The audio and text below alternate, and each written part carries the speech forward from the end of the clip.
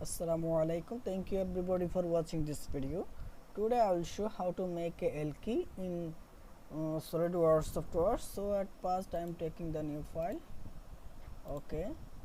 Then I am selecting the MMGS. Then top line is taken. Go to the sketch. Select the line command, and it will be 40 millimeters, and it will be 10 millimeters. Okay. Right button is click and select, then go to the here and select it. It will be 2 millimeter radius. Okay, done.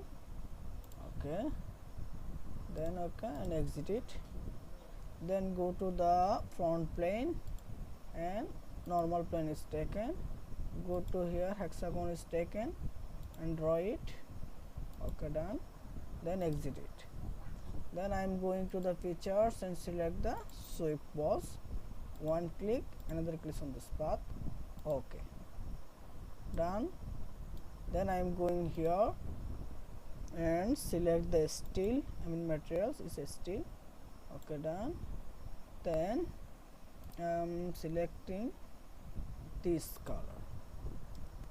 You are watching. Okay, I am going here, select, you are watching it. Okay, then Control 8, Control 7, you are watching the L key.